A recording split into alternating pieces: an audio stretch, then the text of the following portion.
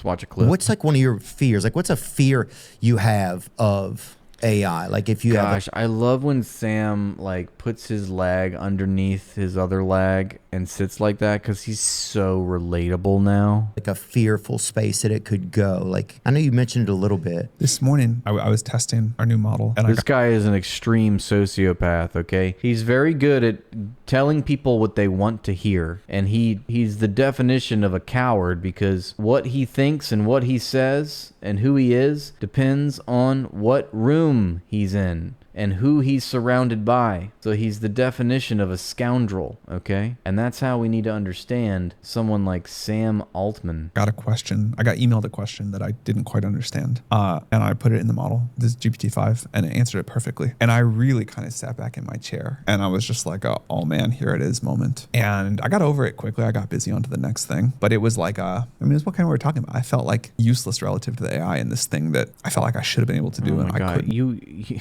Isn't that so funny? He felt useless. It's because you are, Sam. You're a CEO, dude. You're just a money mover, you know? You make deals. He just spends his days like talking to Microsoft execs and how is he gonna make more profit off the backs of the workers. I bet this goes hard if you're clueless. Thank you. And it was really hard, but the AI just did it like that. Yeah. Look at that. A capitalist somehow having some self-reflection and understanding that, oh my God, I'm useless. It was a weird feeling. Yeah. Look, this guy is so dumb. He's just like Theo Von. He's just like, I'm just going to play up this like good old boy, just don't know nothing, really kind of dumb in my own way. But I believe I've got a good heart and all shucks mentality. It's going to get me through life. I'm going to talk to some real people, but I'm going to play dumb my entire life. And oh, by the way, I'm from Louisiana. Yeah, I think that feeling right there, that's the feeling a lot of people kind of have, like, when does it happen? What's going to happen? But I think some of it is, it's like, it's hard to conceptualize until you're further along. Totally. I don't think we know quite how that's going to feel. You just have to like approach it step by step. What is he telling us? He's got really no idea. It's just like a revelation, like we just don't know, like, how we're going to control this thing. And he's getting billions of dollars in investments. He's exploiting untold amount of hundreds of thousands, millions of people around the world because of the way that the AI supply chain is structured. And obviously with all the consequences and features of capitalism that implies the exploitation of the global South and workers who are very, very much living precarious, desperate lives that they exploit for those very reasons. He's exploiting people in Venezuela, in Uruguay, in Kenya, in places in Africa, places in Latin America, all to do, these menial human feedback tasks for 10 cents an hour. Okay, this guy is not a good guy, and he's sort of a Machiavellian character, and I wouldn't trust a thing that comes out of his mouth except for when he tells me he's useless. Another thing I'm afraid of, and we had a real problem with this earlier, but it can get much worse, is just what this is going to mean for users' mental health. There's a lot of people that talk to ChatGPT all day long. There are these sort of new AI companions that people talk to like they would a girlfriend or a boyfriend. And we were talking earlier about how it's probably not been good for kids to like grow up like on the dopamine hit of scrolling, TikTok for or sure. Reels or whatever. Yeah, How has this guy somehow found his way into circles with billionaire investors and able to gain their confidence to invest in his companies when he can't even assert himself vocally? He's like he's eating his own words. He just seems very uncomfortable. Do you think that speaking. how do you keep like AI from having that same effect, like that negative effect that social media really has had? I'm scared of that. I don't have an answer yet. Okay, well, you are also at the center of AI technology, and you have been given billions to do this, and your decisions affect millions of people around the world. I don't think we know quite the ways in which it's going to have those negative Look how he looks longingly and so thoughtfully up to the sky. impacts, but I feel for sure it's going to have some, and I hope we can learn to mitigate it quickly. Can they pull up pornography and stuff like that too, or no? Sure. Oh, my yeah, God. they train their models on pornography, and they do it because they justify that's part of humanity. So the AIs they're given the worst kind of slop. I mean, this is what it pays to have a unintelligent and unknowledgeable interlocutor such as Theo Von interviewing in a podcast the likes of Sam Altman. about the AI industry. Sam Altman will never sit down with a reporter like Karen Howe, but he'll take Theo Vaughn's call because Theo Vaughn's just, oh shucks, man, I don't know. I'll just believe whatever you tell me, bro. You say it's one way, that's fine, because I'm a good old boy. God, I didn't know that. They always you should be really suspicious of people that are really successful because a lot of them are just flatterers of the court. I would consider Theo Vaughn a flatterer of the court. These powerful people would not take his audience, not be counted among his interviewees if he wasn't, completely subservient and acquiescent in these podcasts. Does that make sense? No, it's fine. I don't even need to know that. I'm going to have that stricken from my own record. What legal system does AI have to work by? Is there like a legal, we have laws like in the world, right? Like in the human world. Does AI have to work by any like legal laws, Yeah, so I think we will... Dude, it's like he's like 13 or something. Like, listen to the way he's asking these questions. Does AI have to work by? Is there like a legal, we have laws like in the world, right? Like in the human world. Does AI have to work by any like legal laws, Yeah, so I think we will... He's like, I like how he looks down. He's like, yeah, it's like, he's like, I don't know. I gave up on the question. I'm going to look down now at my feet. Oh, look, a bug. Certainly need a legal or a policy framework for AI. Yeah, I mean, he's got to be playing dumb, right? One example that we've been thinking about a lot, this is like maybe not quite what you're asking. This is like a very human-centric version of that question. People talk about the most personal shit in their lives to ChatGPT. It's, people use it, young people especially, use it as a therapist, a life coach. Wait, how do you know this, though, Sam? Are you reading their messages, you pervert? These relationship problems, what should I do? And right now, if you talk to a therapist or a lawyer or a doctor about those problems, it really is, isn't it, Steak? It's hard to tell. There's I know. Legal privilege for it. There's doctor-patient confidentiality, there's legal confidentiality, whatever. And we haven't figured that out yet for when you talk to ChatGPT. So if you go talk to ChatGPT about your most sensitive stuff, and then there's like a lawsuit or whatever, we could be required to produce that. And I think that's very screwed up. I think we should have the same concept of privacy for your... ChatGPT is the last thing you want as your therapist, as your accountant, as your mechanic, engineer, everything. It's good for asking what the weather is today, but I don't think you should be using it for psychological reasons and, acting as your therapist, at least of all. I think people put a lot of confidence that is unwarranted in these large language models, which started out as just predictive text transformers, I think is what they were called. Yeah, I mean, it's not what you think it is.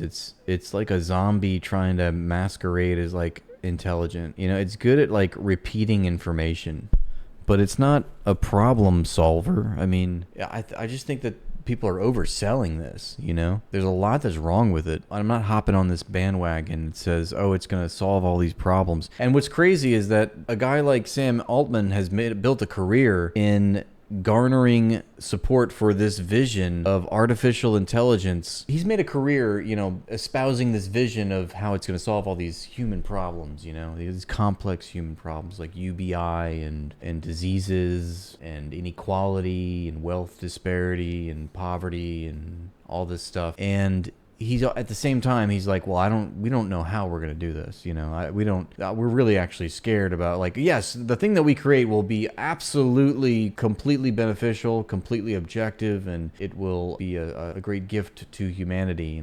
But at the same time, we really don't know how to make sure we keep it on track. All of these unintended consequences, we're not sure if we can stop it from pursuing a destructive path per se. They don't know what they're doing, is ultimately what it boils down to. Conversations with AI that we... Again, this is about scaling, right? It's the scaling laws of ChatGPT. It's the scaling laws of OpenAI. It's the scaling laws of the AI industry. You're hyperscaling, you're just throwing a bunch of resources and money and power and labor and electricity and etc. at this thing, hoping that something's going to pop off with it. And he's started this interview by talking about aha moments, because it's true, he's fully He doesn't know what's going to happen. He's like having revelations like probably every day about, oh, we didn't think about this. We didn't think about this. There's no way to really promote this vision. Like, you've got to grapple on what the future holds for the AI industry, and then at the same time be constantly putting out fires and, new things are occurring that you hadn't expected. I mean, you don't know where this is going to lead, so don't act like you do. You do with a therapist or whatever. And no one had to think about that even a year ago. And now I think it's this huge issue of like, how are we going to treat the laws around this? Well, do you think there should be like kind of like a slowing things down before we move there kind of? Because that is kind of wild. It's one of the reasons I get scared sometimes to use certain AI stuff because I don't know how much personal information I want to put in because I don't know who's going to have it. Either Theo Von is playing dumb or he knows this already, but this is a big, he's phrasing it like, well, have you even thought about maybe, it could be bad, or maybe we should put a limit to how fast this thing can grow over time, just to make sure we have enough oversight and we can roll these things out in a judicious and prudent manner. And this is precisely, OpenAI, which is the company that Sam Altman heads, is the CEO of, has been restructured and reformatted and had mass resignations and offshoots. Companies have started, different people that were a part of OpenAI have ventured on and defected and started their own AI company. And I'm thinking of Anthropic as the one that comes to mind, because they didn't like the way that OpenAI was pursuing the AI technology. And this is a rift in the AI industry at this very moment between the two camps, boomers and doomers. Sam is one that plays both sides. He's both boomer and doomer. It depends on if he's in a room full of doomers or if he's in a room full of boomers. But whatever room he's in, he's going to take note very politically who's in the room and what he can get away with saying and what he should say to make sure that he needs the support. He needs whatever you need for him to tell you in order for you to support him. He's going to say those things. But the boomers think that we need to be innovating because the future is bright. It's a pretty easy dichotomy to understand. Boomers think that the future is bright because of how fast we're going with the AI industry, and we need to get to that point to innovate, so let's go for it. And the doomers are saying, let's hold back, this thing could spiral out of control very quickly, and there's so many problems that we're not actually grappling with right now, of which there are many, and we could go into them if you wanted to, but that's a big topic of discussion, and it's gone so far as to completely restructure Sam Altman's company over time, and it's always an ongoing debate. And Sam Altman is personally responsible for sabotaging what Theo Von is questioning here, whether or not you ever think about maybe putting the guardrails on this and slowing it down. And at every turn, Sam Altman has sped it up because of the political economy of capitalism, because it forces you have to get ahead of your competitors. You have to get ahead of your peer competitors. And what's considered a group of hyperscalers. There's Google, there's Microsoft, which they're partnered with, but there's Google DeepMind, there's Anthropic, there's XAI, there's Elon Musk's, Grok. They're all competing. They're all in this little rat race with each other, hedging their bets. What's up, buddy head? Welcome in. We're just talking about the AI industry. Theo Von is playing dumb, or he is literally a dumb, and he just lobs the most softball questions. He does come across as playing the dumb role here, innocuous interviewer. But Sam, on the other hand, I would say is he's part of that hyperscaling mentality, that effective altruism, which has guided Silicon Valley for many years, which OpenAI was steeped in the business philosophy of how it pursued its goals. We're talking to a hyperscaler. Theo Von is talking to a hyperscaler CEO, Sam Altman. He's, of course, going to push ahead, Everything's a competition. Even Zuckerberg was involved with this. They're like, Zuckerberg has now pledged, the construction of a new mega campus for which what they call an oversized data center, a mega campus, and it's going to have 350,000 GPUs of NVIDIA A100s or whatever the latest design in the market for the best and brightest GPUs. So that forces a company like OpenAI to keep a pace. Everyone's trying to keep a pace with each other. It's a big rat race to the bottom, a race to the bottom, if you ask me. I think we need this point addressed with some urgency. And the policymakers I've talked to about it broadly agree. It's new, and now we got to do it quickly. Do you talk to ChatGPT? I don't talk to it that much. Because of this. I think it is. It's because it's like I think it makes sense. See, he's just gonna go along with yep. I think you're right. Yeah, he's just that's his product. That's Sam Altman's product, and he's like, oh, you don't do it. Oh yeah. No, that makes sense. Yeah. If he was talking to somebody else that said something different, he would have gone along with that too. You can see. to not talk to ChatGPT. No. To like really want the privacy clarity before you use it a lot. Yeah. So the CEO of the company is saying, oh yeah, no, I totally agree why you don't want to talk to the product that I have because you want to protect your privacy. So is that an admission that talking to ChatGPT is an invasion of privacy? That they might perhaps be selling your data somehow? Like the It's a legal. lot of data, man. Data is very much of a vital resource in the high-tech industry. So, we're just feeding data into the ChatGPT. Of course they're collecting it. Of course they're using it. And of course they're using it against us. Clarity. Yeah, it's scary. And it's like, well, how long does it take lawmakers to come up with that? And then it feels like it's moving so fast that it's like it doesn't even matter. That sometimes it's like it doesn't even really matter. It's like, are we even waiting for the laws to be put around this or what's going on? Does it feel like it's moving too fast for you sometimes? The last few months have felt very fast. See, he's just trying to go along with it. He's talking to, so Theo Von is sort of playing the role of Doomer, and Sam Altman being the Machiavellian character that he is, although that might be giving him too much credit, but he's going to go along with Theo Von's Doomerism. But I guarantee you, if he was talking to a boomer, his eyes would light up, he'd change his tune. I swear. You can always tell just by looking at him. It feels faster and faster, but the last few months have felt very fast. Yeah, I was watching this guy, Yoshua Bengio? Joshua Bengio. And Looks like a Zionist to me.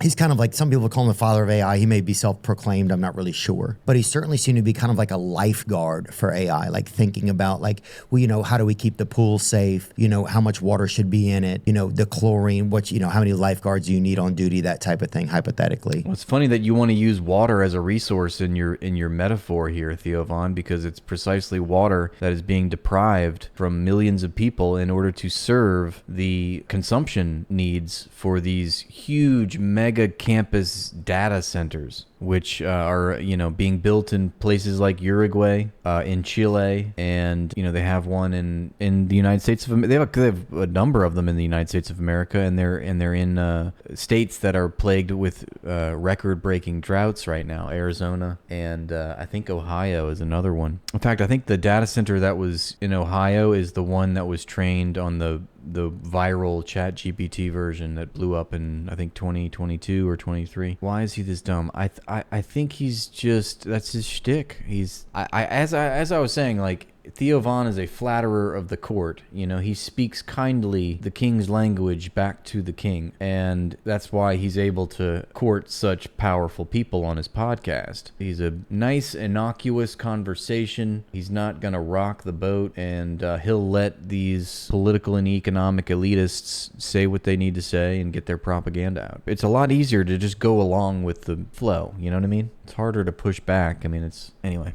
He said, and he was saying that some AIs, they have like deception techniques inside of them, like that there were AIs that would rather give you an answer that was possibly pleasing to the user than to give them the factual answer. And then he was also saying that there were AIs that were developing some of their own languages to communicate with each other, which would be languages that we don't even know. What is that? How do you guys curtail that when those types of things come up? What does that even kind of feel like to you guys? Or are these just problems that happen in new spaces and you figure it out as you go? There are these moments in the history of science where you have a group of scientists look at their creation and just say, what have we done? Maybe it's great, maybe it's bad, but what have we done? Like maybe the most iconic example is thinking about the scientists working on the Manhattan Project in 1945. Oh my God, he loves going back to the Manhattan Project. This guy's obsessed with Oppenheimer and the nuclear bomb. So I love that he goes to talks about the nuclear bomb as a metaphor and as an analogy to what he's doing in the AI industry. Just, this thing that had... Yeah. It was I think he made like his employees watch Oppenheimer. He was like obsessed with this movie and this theme, and like I think he named certain projects of OpenAI like Project Manhattan 2.0 or something like that. Completely new, not human scale kind of power, and everyone knew it was going to reshape the world. And I do think he's really God, I want to punch him in the face because I know he's putting on airs to appear really thoughtful, you know? It's just such a f***ing act, dude. This sociopath. He's just like manipulating people. Whatever room he's in, he's just there to manipulate you. Scumbag. People working on AI have that feeling in a very deep way. You know, we just don't know. Like, we think it's going to be great. There's clearly real risks. We just don't know. We think it's going to be great, but clearly there's risks. Hey, we just don't know. But meanwhile, I will certainly collect billions of dollars in propagating this thing that I really don't know what I'm doing or how it's going to end up. Kind of feels like you should be able to say something more than that. But in truth, all we know right now is that we have discovered, invented, whatever you want to call it, something extraordinary that is going to... I didn't know that he officiated Peter Thiel's wedding, but I do know that Peter Thiel is Sam Altman's one of two of his biggest mentors. The other mentor was the guy who started Y Combinator, which is the company that was like a startup investor private equity firm, which I forgot the guy's name, but Sam basically inherited that or was gifted that position when the number one dude, I think his name was Peter. It was like Peter Thiel and then another Peter, or maybe it was a Paul. Anyway, so that tells you a lot, you know, that Peter Thiel is Sam Altman's one of his biggest influences, and Peter Thiel is a person on record with saying, you know, if you're going to start a business, you got to go for monopoly. Peter Thiel is also just cracked out of his mind, of course. We all know that. to reshape the course of human history. Dear God, man. But if you don't know, we don't know. Yeah, good point, Theo Von. Well, of course. I mean, I think He's like, what are you talking about? You don't even know? You're the head of this company? no one can predict the future. Like, human society is very complex. This is an amazing new technology. There we go. Look, human societies are very complex. Therefore, I have no idea what we're doing here. I'm just going to say, you know what? The situation in Gaza is very complex. Maybe a less dramatic example than the atomic bomb is when they discovered the transistor a few years later. The transistor radio? The transistor little atom? Guy's so dumb. The transistor radio? Are you kidding me, Theo Von? Oh my God. He's talking about the transistors that can be fitted onto silicon to have microchip processing. I surmise that Sam Altman is about to give a spiel about Gordon Moore's law, about the rate at which transistors could be fitted onto a tiny piece of silicon, and how that rate was like doubling every 2 years, which meant that microchips could eventually be so powerful as to who knows what they would be able to be capable of doing. And he's saying, well, the AI industry is much like that. You know, only the rate of change is 3 to 6 months. It's not every 2 years. It's going so fast, AI technology. But, you know, an important point about this, which he might not tell you, is that this is a self-fulfilling prophecy. Gordon Moore's law was not a law of nature. It was just a something he was noticing, given the short span of the microchip industry going back from the 50s. You know, I don't remember exactly when Gordon Moore came up with his law, but it was, you know, somewhere in the latter half of the 20th century. But that became a benchmark for the future progress, so that companies now look to Moore's law to see if they were innovating fast enough, and if they weren't doubling the rate of transistors on a singular piece of silicon, you know, within 2 years, then they weren't innovating fast enough. So think about that with how AI models now, they have to be trained on ever larger data sets, on mega campus data centers, on tracts of land that are miles long, involving 350,000 computers, 350,000 GPUs, hundreds of thousands, if not, you know, more. But that's sort of the same way. It's a self-fulfilling prophecy for the AI industry as well. Transistor part that, you know, made computers and radios and everything else. But we discovered this completely new thing. I love how he's got like, look, I know that all my audiences are they're just all dumb, but here's what he's talking about. Okay, when he said Manhattan Project, let's show a nuclear bomb so my audience knows what the going. Okay, he said it was not a transistor radio. Let's show a picture of a transistor, because I just learned what a transistor was. Theo Von just learned what a transistor is, so therefore we need to put that up for his audience, who are dumber than a bag of bricks. A transistor is a semiconductor device that can amplify or switch electronic signals and electrical power. So the fact that transistors could be ever smaller and could fit on the same size of silicon, that was the rate of increase. That enabled the whole computer revolution. and is in this microphone and those computers and our iPhones. And like the world would be so different if people had not discovered that and then over the decades figured out how to make them smaller and more efficient. And how did they do that, Sam?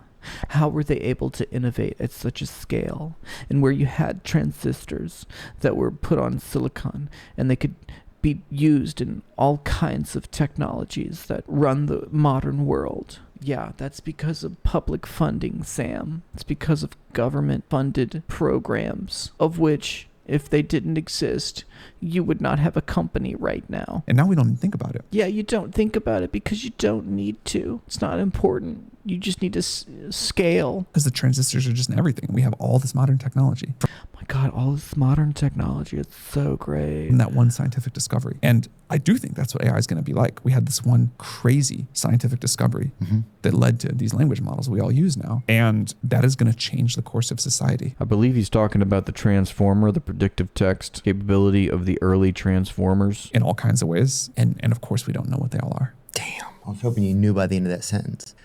He's so good joke, Theo Von. Here, boy. Here's a treat. Nice joke. Good boy. Good boy. Or I was hoping you would, like that's what we're, because we don't know, like that's, I think that's. Because we don't know. I think he means because you don't know. You're the guy in charge and you don't know. How do you expect us to know? I'm asking you. You're the person that's well read into all this. Tough thing. There's no time in human history at the beginning of a century where the people ever knew what the end of the century was going to be like. Yeah. So okay, we're talking about your company. We're talking about the AI industry of what you're trying to conflate it with the entirety of society. Like, yeah, of course, dumb. But we're talking about what you're doing, what you are implementing these policies. You run a company that is a hyperscaler in the AI industry. You can't give us any insight. You're going to fall back on being a Theo Vonist and just say, well, history is complex. Society, we don't know.